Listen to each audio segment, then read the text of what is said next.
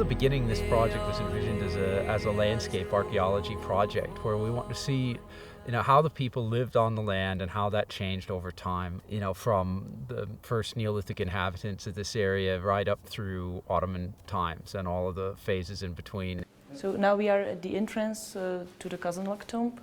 The end goal for all of this is to really reconstruct what the environment was like and how it's changed. To understand how people lived here, we need to understand their environment, and the paleoecology is helping with that. The geology crew that's out now is also helping with geological changes, so that will complement the vegetation changes that the paleoecology tells us about, and that will give us a regional picture of what vegetation and climate was like. Then we can combine that with the surface survey and remote sensing to get an idea of what settlement and mortuary patterns were, how habitation was distributed on the landscape and how that changed over time. And by putting these things together, we hope to be able to reconstruct what kind of strategies were people used to survive here.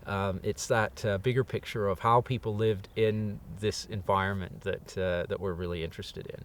On top of some of this basic research like this that we're doing, we'd like to test the theory, for example, of how agriculture came to Europe. Right now, the evidence is pointing towards a scenario where agriculturalists left from Anatolia, sailed across the Aegean, set up shop in Thessaly, and then spread up the river valleys from Thessaly and wound up here or in southeast Bulgaria, 2,000 years after they left Anatolia, which is only a couple 100 kilometers away, 300 kilometers away. And even Ozdogan, the originator of this theory, admits that this seems to him a very unlikely scenario, but it's what all the evidence is pointing towards right now. And then the question is that because that's what the evidence really indicates, or is it just because some important evidence hasn't been discovered yet? And southeastern Bulgaria would be a good place to look for that. The project has kind of taken archaeology to a different kind of perspective to what's traditionally been done in Bulgaria, because most of what's been done in the past has been excavations of particular archaeological sites. A lot of these areas in central Bulgaria had been written off as too disrupted by land reclamation efforts between World War I and World War II, and then especially under the communists. But there was very aggressive amelioration and reclamation projects. Most of the Bulgarian paleoecologists had just said, you're not going to get anything. You're not going to find, you're going to get records that are 50 years long, or it's all going to be out of sequence because it's been disrupted. There's a lot to be learned here by applying the techniques that have been developed over the last 40 years elsewhere in the world, the techniques that are associated with processual archaeology.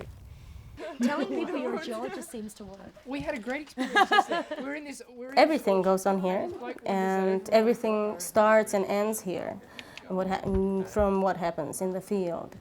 And basically having over 20 people just between 3 bases and having 6 teams in the field doing different kinds of field work has required basically a coordinator.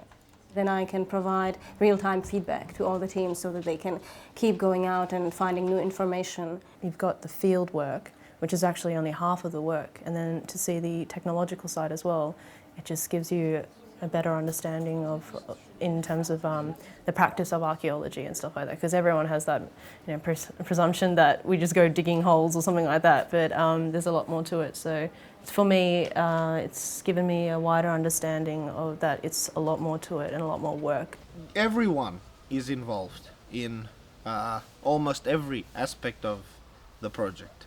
Us being relatively junior researchers, we are happy giving opportunities to others. So that's why we have a crew of geology students trying, to take their stab at the local geology and soil studies, and have their own say and see whether their methodology would work and what can it contribute. The best archaeological projects, at least in my opinion, are the ones that are multidisciplinary like this. And in the future, I think there's going to be more and more of this kind of multidisciplinary work.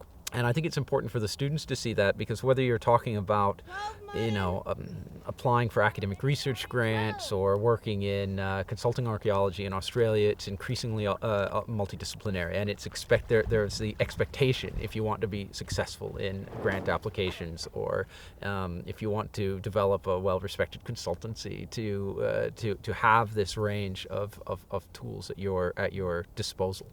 Doing this has been one of those experiences that you just can't miss, and I'm happy to study late at night and get no sleep in exchange for getting practical experience doing this.